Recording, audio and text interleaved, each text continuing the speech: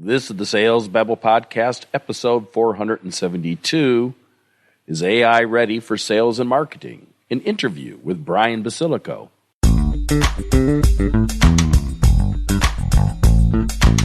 Welcome to Sales Babble, the podcast that shares selling secrets for non-sellers. And now your host, Pat Helmers.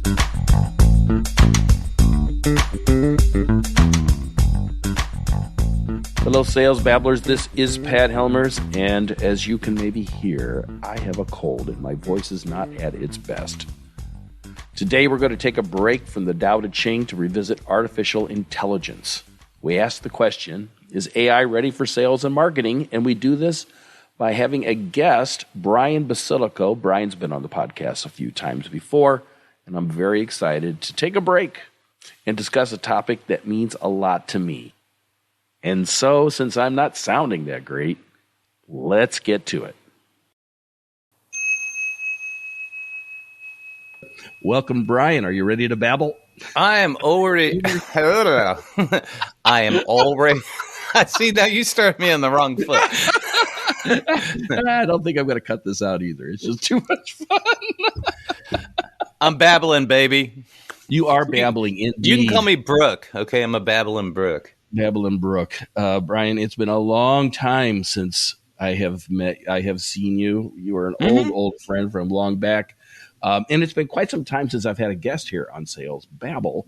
I've mostly been doing solo episodes on my new book, The Tao of Sales Babble, which is coming along quite nicely. Excellent. I'm proud of you. But thanks. As an author, that means a lot to me. I know what it takes, man. It's hard. It does. It takes a lot of rigor, but I have a lot of people helping me on it, and that's made a big difference. But we're not here to talk about that. Instead, I really want to talk about artificial intelligence because it has really taken sales and marketing by a storm. I did an episode on it last month, about 4 or 5 weeks ago, on how I've been using ChatGPT and my experiences with the new Bing. And I helped co-start a meetup on artificial intelligence at Fox Build, the makerspace up in St. Charles I have, and that's been really great. So what's been heavy on my mind is like, what is Basilico thinking about on this? Because I know you are always on the edge of what this is going at. And since you move so far away from me, I just don't bump into you anymore at networking meetings. I'm only 1,000 miles away. It's a 12-hour trip. Why can you not make it?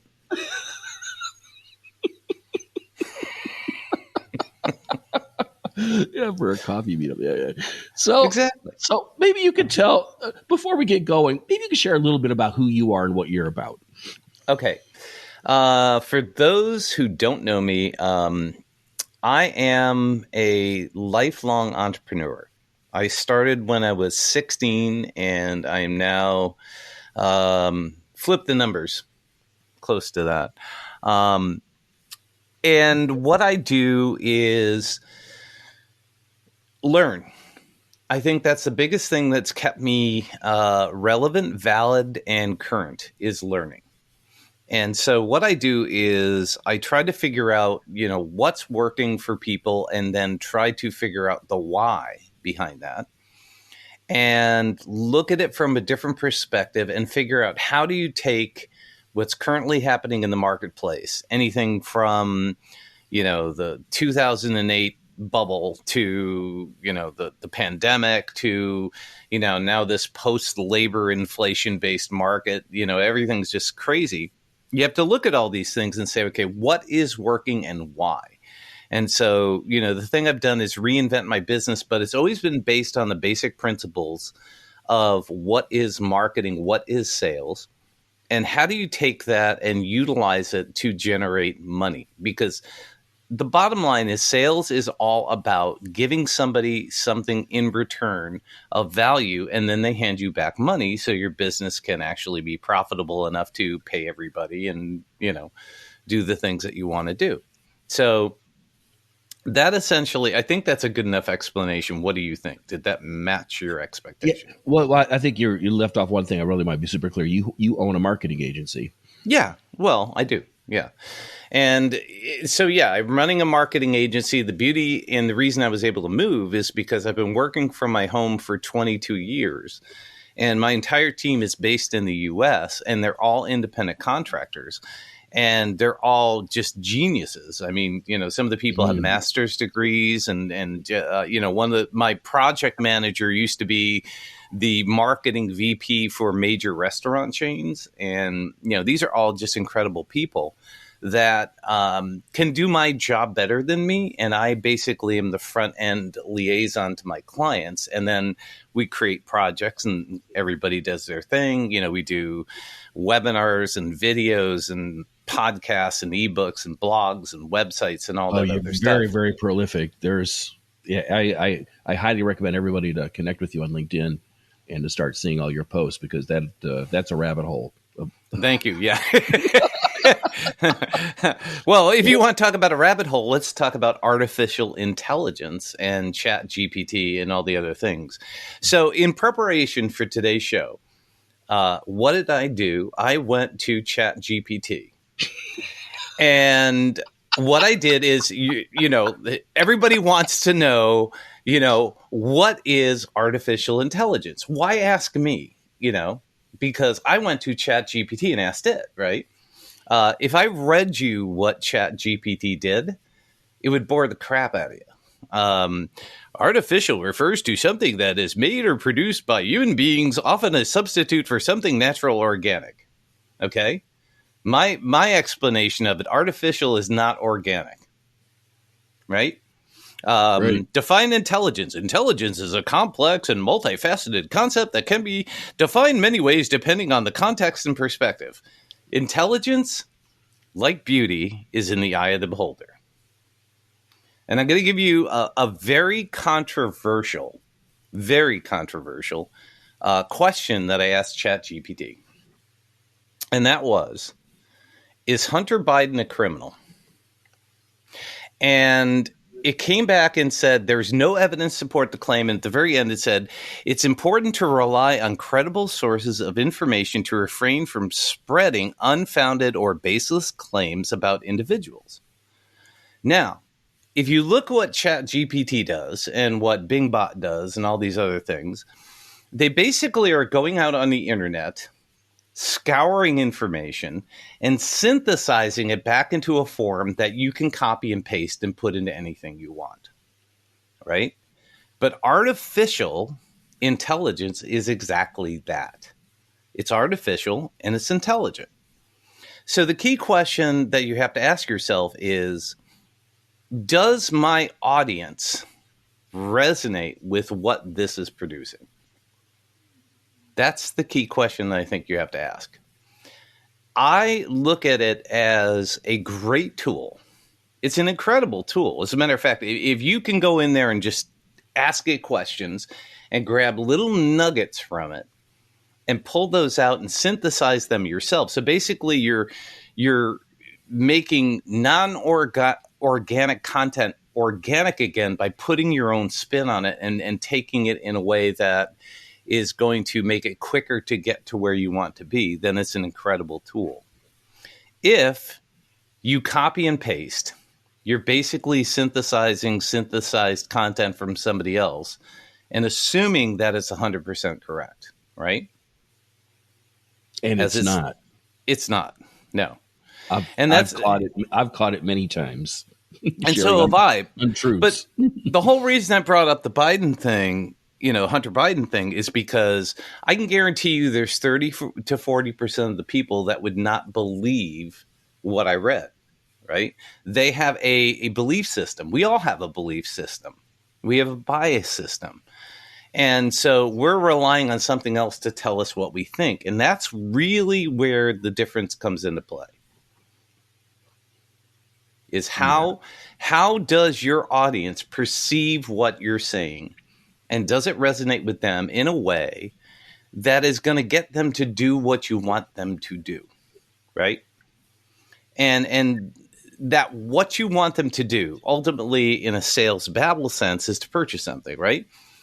but not necessarily 100%. It could be to just follow you. It could be to pay attention to you. It could be to refer you to somebody. It could be a whole bunch of other things. So it's not like a binary option. It's not right or wrong, left or right. Does it give you the opportunity to continue to do what you're hoping? So that's the way I look at ChatGPT and artificial intelligence. I'm really glad that you've brought this up and how you're approaching this, because over the last few months, as I spent more and more time, that's just how I'm using it. Mm-hmm. I mean, I am not copying and pasting it into stuff. I'm using it more as an assistant to bounce ideas off. And I'm really impressed by the tool in that how it can give me a nice clean answer that I can't easily get if I Google it.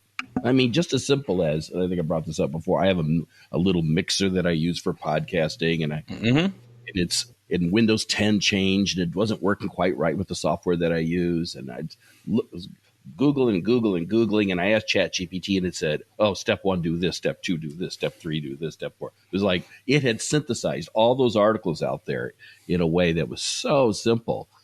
I mean, that's absolutely amazing. Right. It is. No, it's a useful tool that does provide value. I think we go back to the concept of why is it such a hot button right now? And the reason is because it's disruption. Disruption is a thing that upsets the apple cart.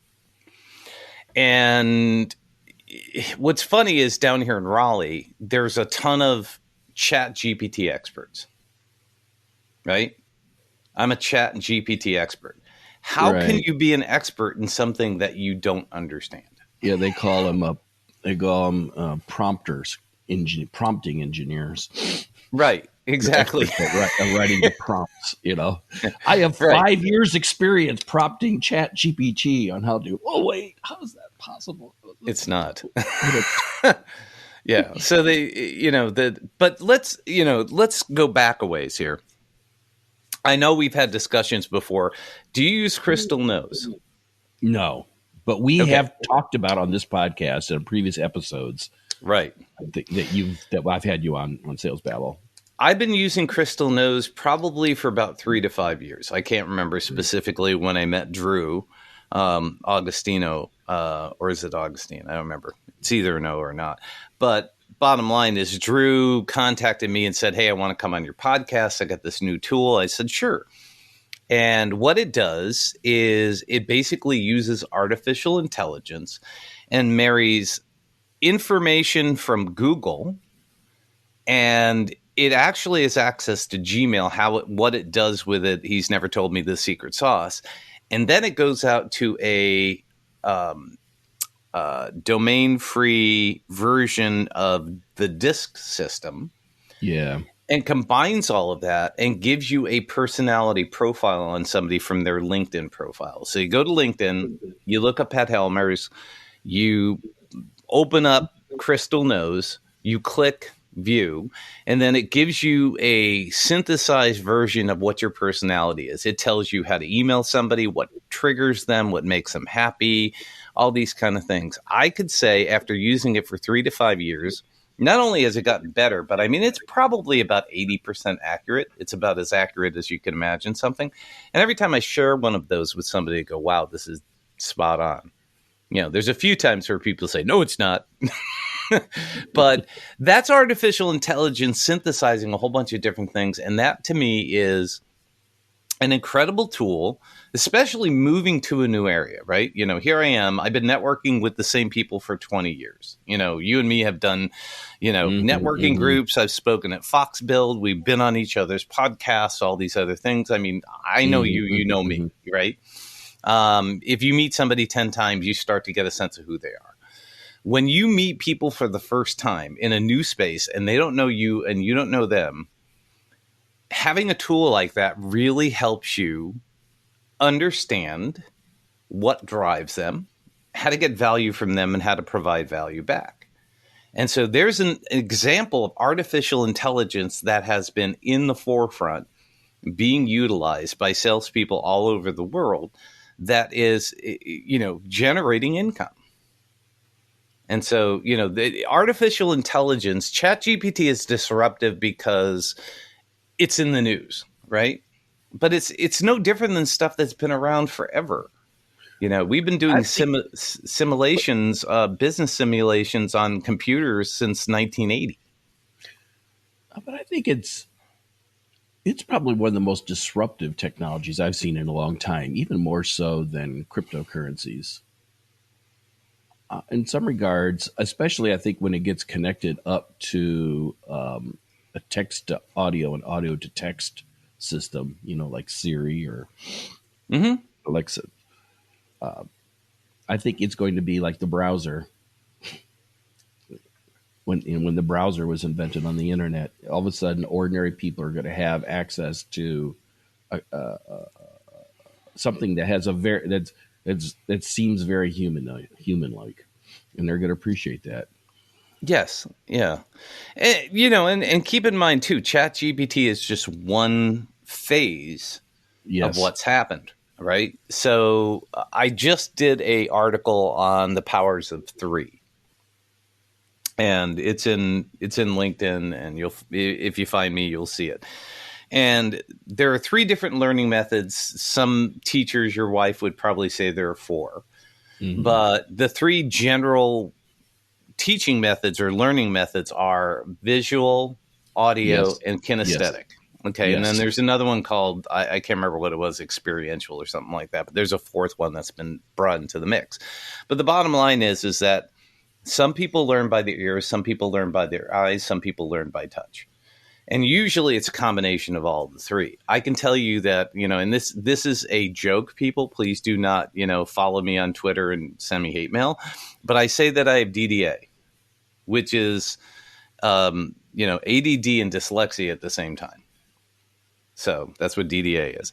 And what DDA means is that I could read a paragraph. I could read a paragraph and speak it to you, no problem. But if I read a paragraph, it does not go into my brain and process. It doesn't take, it's just not the way. So I can't learn visually. I learn by listening. Hence why I walk my dog. I listen to Blinkist every single day, and I get an audiobook in 15 minutes. And then I bring that back and I take that and I synthesize it into, hey, maybe this would make a great blog topic or a podcast interview or something along those lines. Well, that's interesting. I'm an audio learner too, but not to the same degree as you. I can I prefer listening. Yeah, I do too. And, but then you have these AI tools now that you can, there's AI art.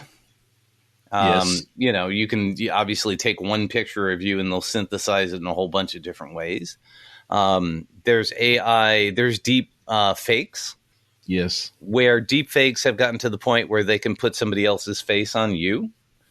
And now there's deep fake voice where, you can actually, artificial intelligence can go in and take your voice and make me sound like Arnold Schwarzenegger without changing my voice. If I want to sound like Arnold, I can do it. But, most people don't have that skill.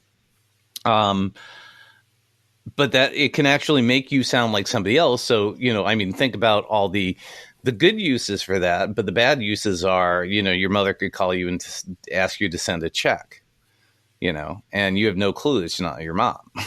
Because it sounds exactly like her, right? So there's lots of bad uses and good uses for this stuff.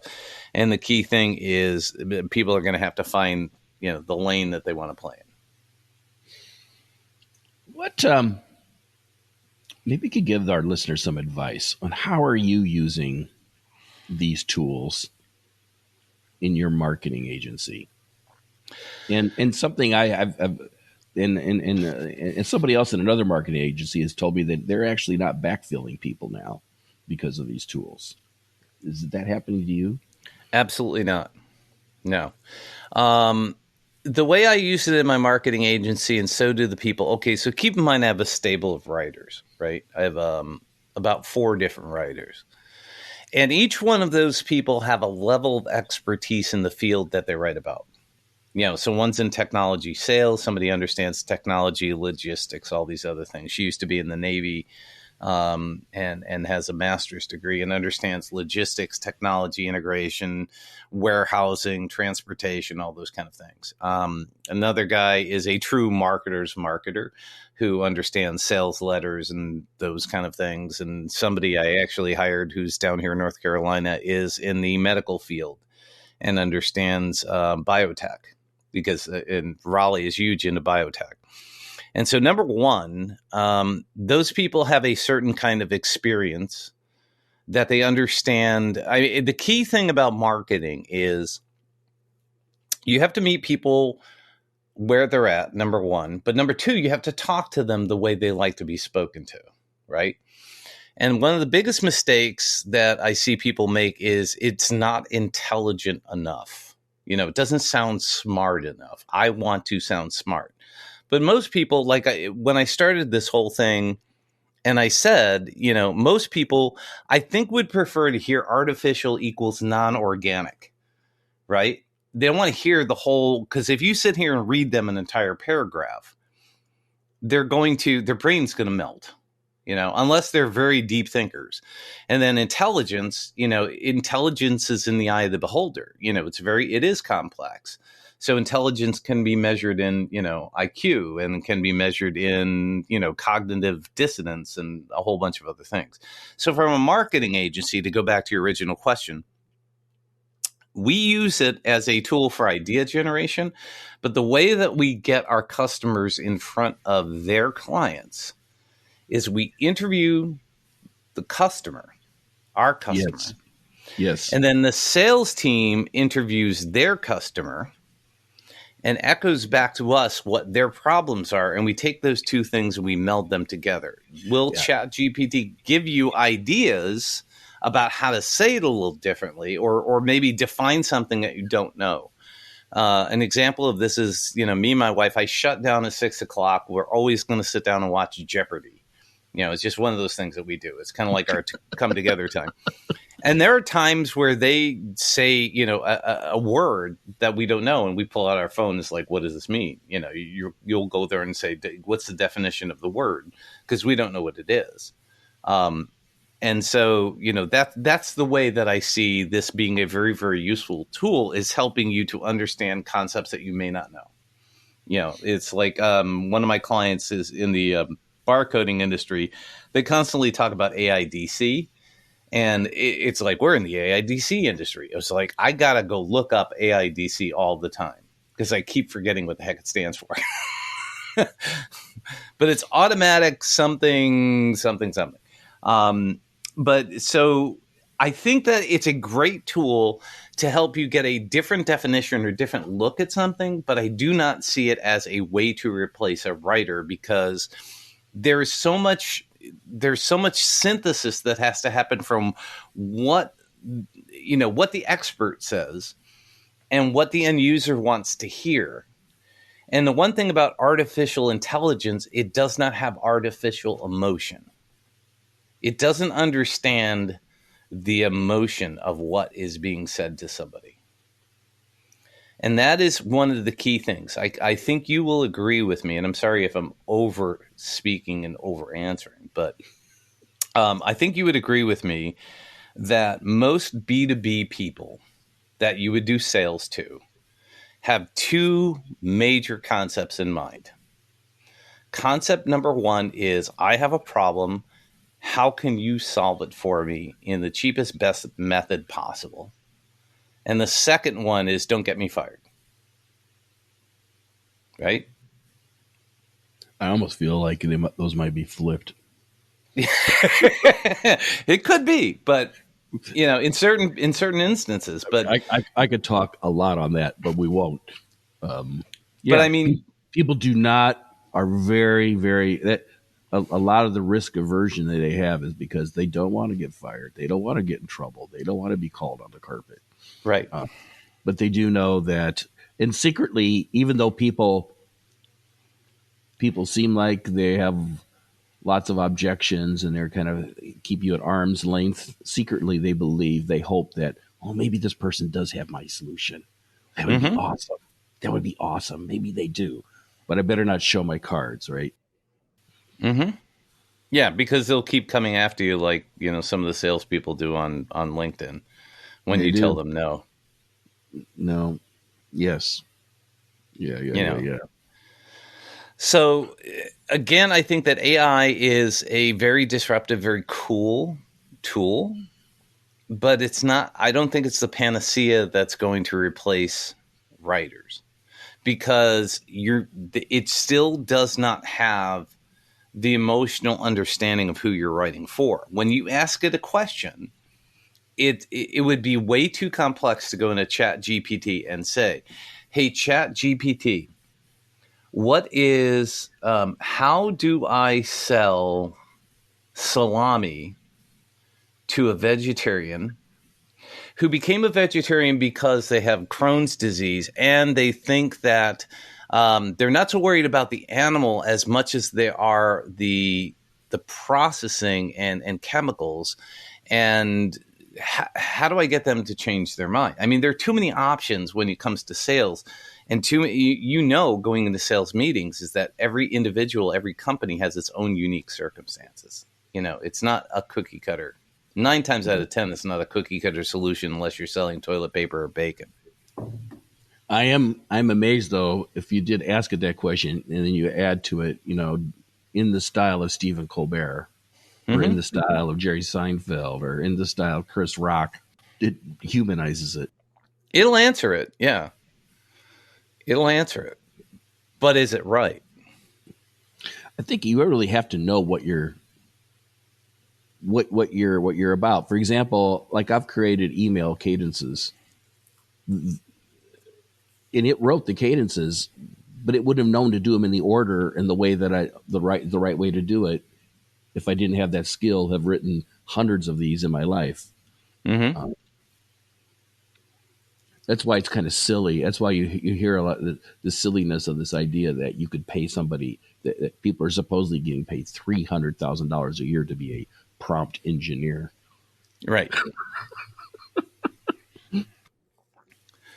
Yeah. Yeah. Well, if I had $1 for every time somebody came to me and tried to sell me, the concept of getting into Bitcoin, I'd probably have enough money. I'd probably have more money than them because they're broke, and at least some of them are. Oh yeah. You know, Cryptocurrencies are dead. Yeah. Other yeah, than Bitcoin. yeah. An email. Blockchain's an amazing database. It's going to be around forever. Oh yeah.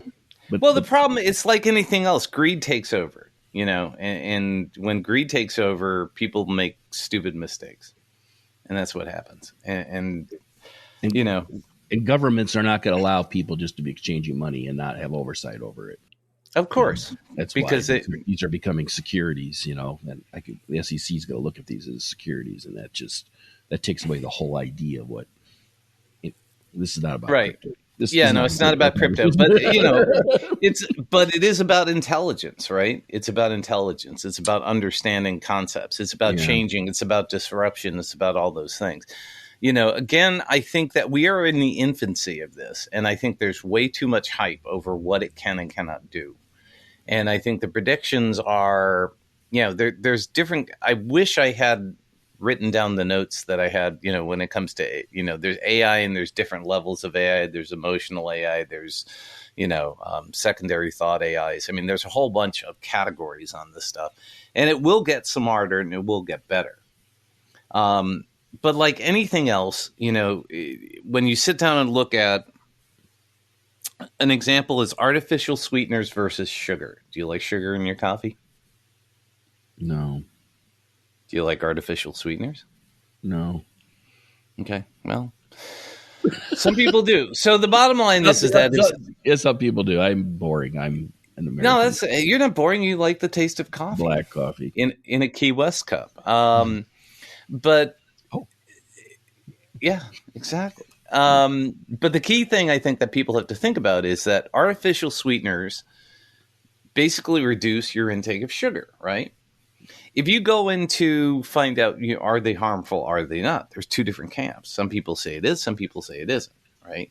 But like anything else, if you eat too much sugar, you're going to get bad diseases, right? if you eat too much artificial sweetener, you're going to get bad diseases. So it's two different things. One's natural, one's not natural, but too much of either one of those is bad for you. And I think that's the same thing with Chat GPT. As people are trying to overuse it, I keep getting all these emails of, you don't have to write email sequences. We'll show you how to do it, right? We'll show you how to write blog posts in 30 seconds. And I've got people who write blog posts using Chat GPT. They'll massage some of this stuff, and they're volunteers in nonprofits that I work with. But you can smell it. I mean, and yes, you can smell it. And yes. So it's somebody overusing it kind of makes it, harmful.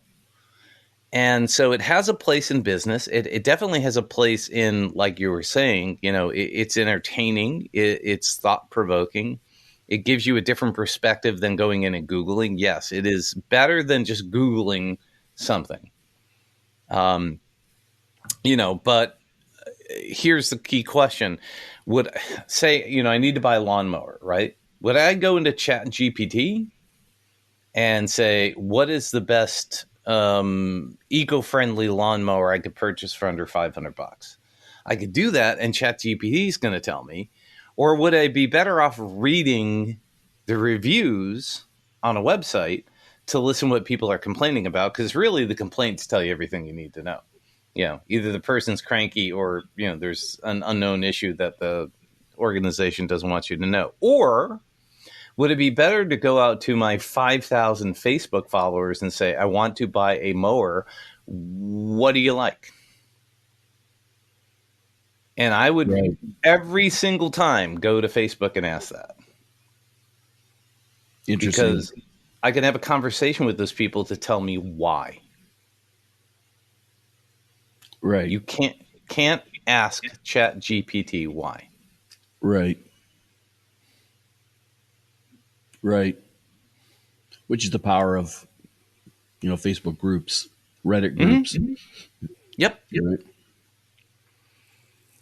And you're still going to get some happy people, some unhappy people, and the unhappy people would say, did you take it back and get a new one? Oh yeah, I got I took it back and it was fixed. Okay, but your response was negative, but now you're happy. Yes, I'm happy. You need to get that context. There's always some context missing, and that's why I think that the overhype on a very useful tool is scaring the crap out of people.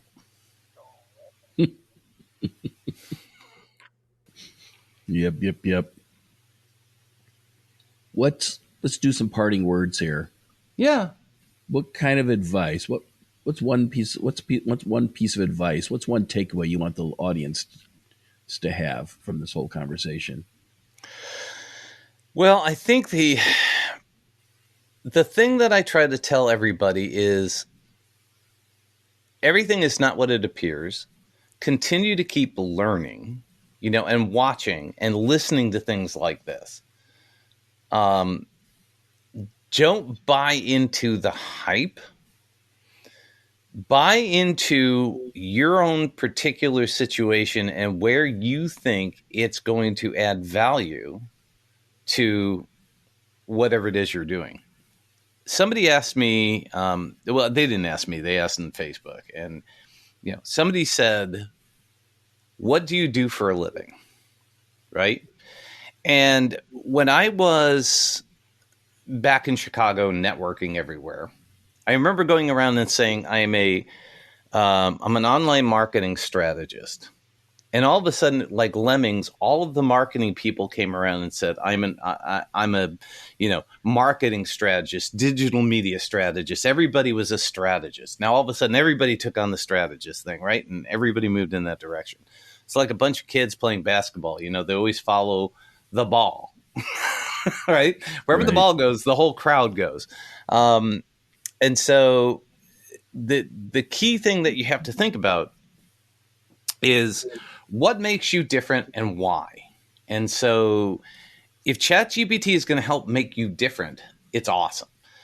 The answer to the question that somebody said, what do you do? And I said, what I do is measurably help clients to convert $1 into $10 for B2B businesses in sales. That's what I do. And I've got measurability, I've got value and return on investment, and I have specifically who I do it for. I cannot do it for a solopreneur. It doesn't work. I've tried it. I've taken the same system. I've tried it with a handful of solopreneurs. It will not work. But when you have a B2B business with a sales organization of 5 to 25 people who are selling, the system works. And when it works, it works. I mean, it is bottom line, for every dollar somebody puts into the system, they're going to make $10 in sales. For every $100,000, they make $1 million in additional sales. It's happened for years. How do I know it keeps happening and working? Because the clients keep paying me every single month to do it. And when it stops working, I said, stop paying me. But if it's working for you, they keep coming back and saying, keep going. Are there any specific industries that you're focused on?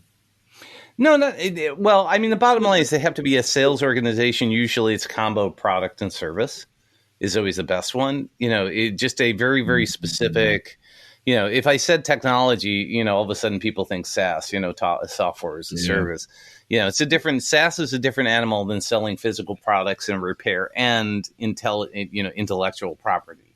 Usually a sales organization that does product, services, and IP are ones that are a lot more successful because they have different verticals that they can play in. Basically, I think of a SaaS as, a one-trick pony that if you can't get everybody convinced that your email platform is better than the next, right? I got a guy out here that works for one of the top 10 email platforms, right? And the bottom line is, how are you going to outthink, outspend, and outdo Intuit with MailChimp or Constant Contact? I forget who Constant Contact is owned, but those two companies are bankrolled by millions and billions of dollars. And a small player has a hard time dealing with that because they just can't throw the resources at it. That's where SaaS is hard. Yeah. People want to connect with you. You're online, right? Yeah. What's the best way of doing that? The absolute best way is go to https:// whatever you want to put in. It's Linktree, linktr.ee/bacon guy. What's up with the bacon? Well, the bacon is, there's numerous things. By the way, my new North Carolina license plate says bacon guy. And I get that question a lot. What did your license plate mean? The daycare girls for my dog asked me that this morning. BACON stands for Building Authentic Connections Online Networking. It's an acronym, and that is what I put on the cover of my book, except I had it, it's not about you, it's about bacon, relationship marketing in a social media world.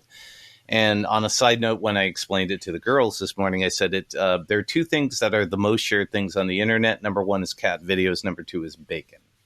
Mm-hmm. And so it's very memorable. It's very emotional. Some people love bacon. Some people hate bacon. Vast majority of people like it. More people like bacon than hate it. In both cases, it sticks in people's head. Exactly. That's the point, is to be memorable, to be different, and to have a brand that people remember. Love it. Love it. Well, Brian, thank you. Thank you. No, my pleasure. Taking the member to babble here on the podcast. This is a timely topic, and I really want to get your take on it. And I think you're giving the audience a lot to dwell on and to noodle on.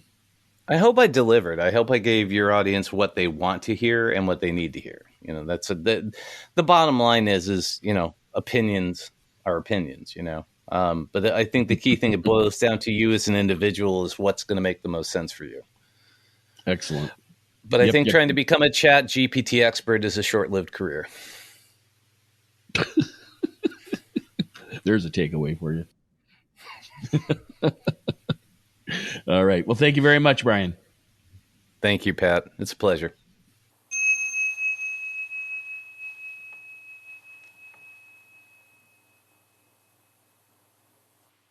To connect with Brian, you can find links to him in the show notes. at www.salesbabble.com. Brian's got a great podcast. I highly recommend that you take a listen to it. He also does a lot of online webinars that are absolutely fascinating, sharing skills that can add concrete value to your marketing and sales strategies. If you could share this episode with just one person, I would really appreciate it. Don't forget to subscribe. That way you never miss an episode. And with that said, that's all I've got for this week. Until next week, take care and have a successful and a profitable selling day.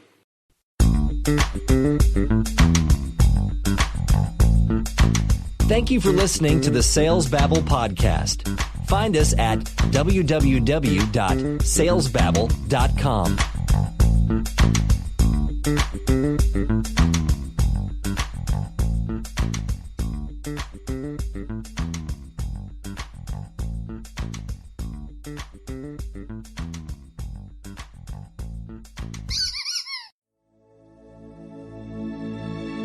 This is a production of Habanero Media.